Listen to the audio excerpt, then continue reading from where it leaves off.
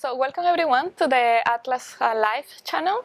We are now in building 14 inside CERN, where this is the house of the Large Hadron Collider, which is the biggest particle collider in the world, and was one of the most incredible machines ever built. So I'm Reina Camacho, and a postdoctoral researcher working for the University of Chicago. And in Atlas, I'm working in the data analysis, looking for new physics, and we will talk a little bit about that later, and also in the upgrade of the detectors for the future. And my name is Stephane Willocq. I'm a professor at the University of Massachusetts in Amherst. And currently I'm the chair of the publications committee for Atlas, which means I'm reading many papers this year, learning many things about Atlas, which is really a great opportunity to see the really broad physics program that we have. I'm also working on searches for new particles. Actually, some of the same searches Reina is working on, so that we will have a chance to talk more about those in just a moment. So maybe you should talk about the big picture motivation. Yeah. Perfect. So you might know CERN and the Atlas collaboration because of the famous discovery of the Higgs boson in 2012.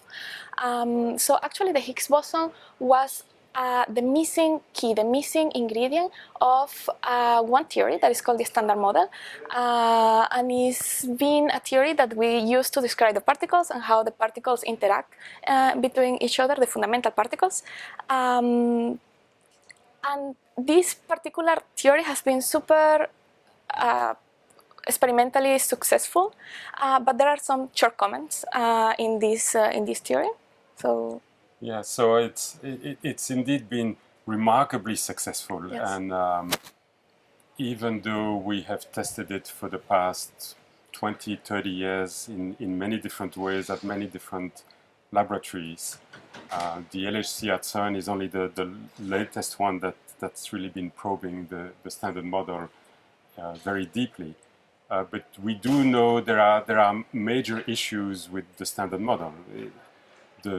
Probably the biggest one in my mind is the fact that we know from astrophysical experiments that the energy in the universe, only 5% of it comes from regular matter that we're familiar with. Only 5% comes from protons and neutrons, which is what the Standard Model describes. Yeah. The other 95% is completely unknown.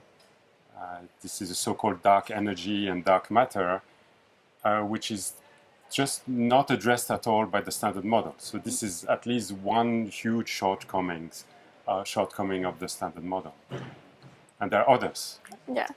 So just to mention something regarding the dark energy and the dark matter is a particular place where the relationship between particle physics and astrophysics is important, right? Because we know that the existence of this dark matter and dark energy because of astroparticle observations that we have seen, but we can mix these two fields and look for them also in particle physics, which is great.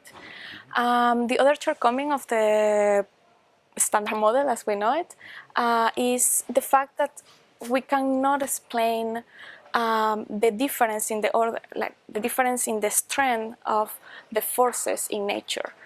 So there is actually 16 order of magnitudes between the electroweak forces and the gravity. So we cannot relay these different forces, and this is something very intriguing, right? This is telling us that we cannot put together in the same plane the smallest particles that we know at the quantum level and gravity, the bigger picture, the constellations.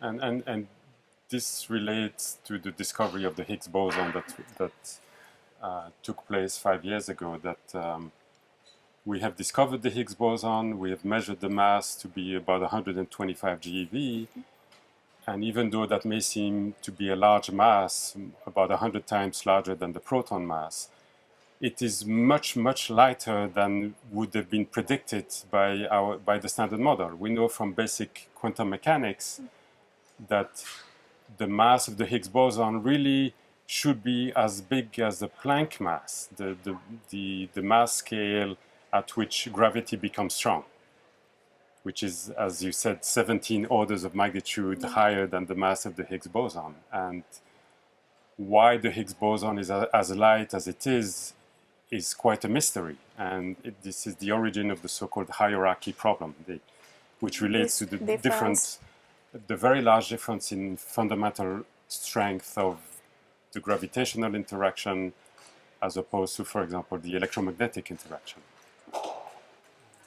Indeed. So, there are ways we can try to resolve that hierarchy problem. Right? Yeah, and there are many theories that we call beyond standard model theories that try to address these shortcomings of the standard model. So one of them is supersymmetry. We call it SUSY too. So supersymmetry, we call it theory of supersymmetry, but it's a principle, no? I mean, it's the supersymmetry principle. And what it does is that it put at the same level the equations for the forces and the equations for the mass. So usually to all the particles that we have in the standard model, we assign what we call a superpartner or a supersymmetric particle. So for fermions, we assign bosons particles at the same level, and this can solve this problem of the hierarchy problem.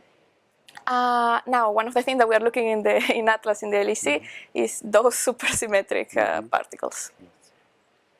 And of course there are many other ideas. Our theory friends and colleagues have been very fertile, coming up with some very intriguing possibilities.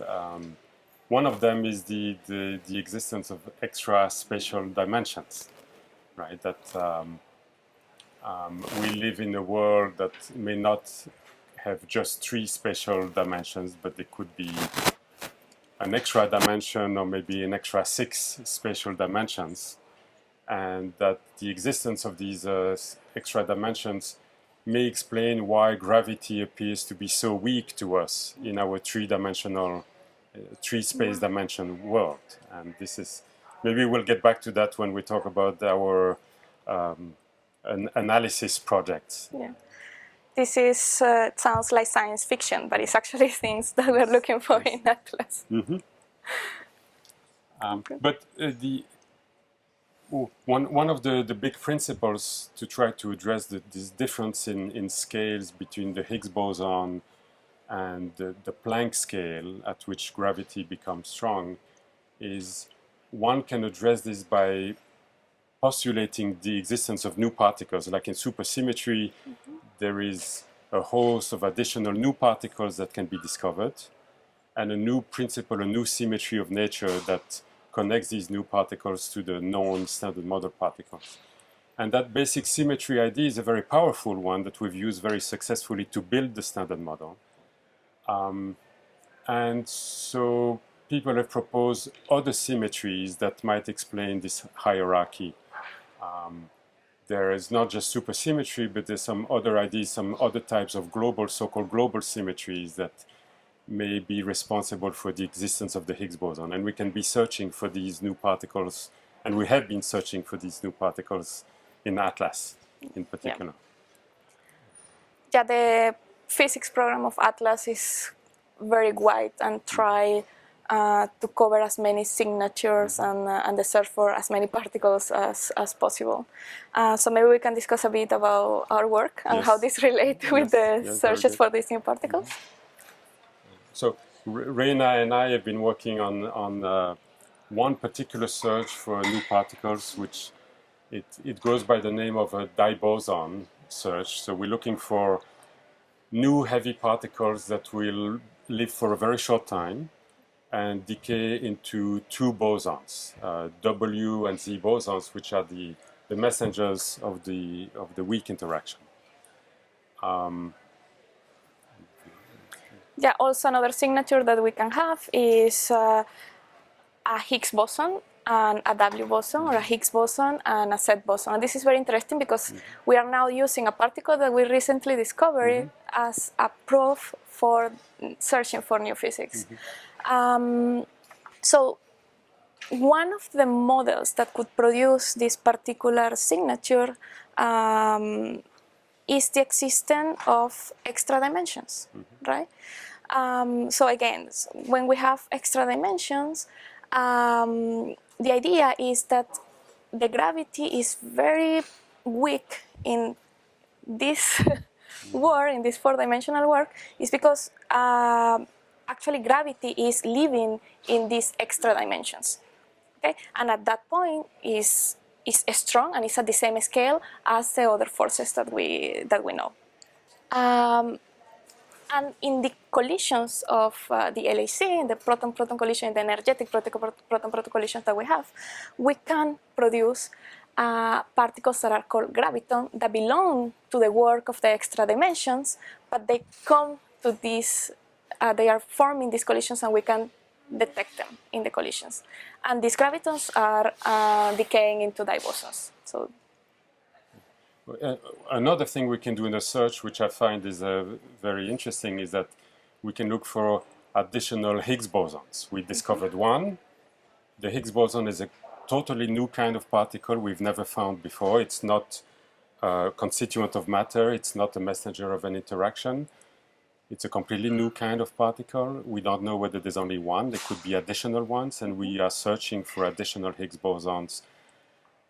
Through the decay, they would have two dibosons. That's another very interesting aspect of the search. Yeah, yeah, it's true. So thanks for listening to us. We could be talking for many more minutes like this, maybe a few more hours about all the things that we could do. And thanks for tuning in. And you can submit your questions in social media, and we will make sure that they get answered. Thank you for listening.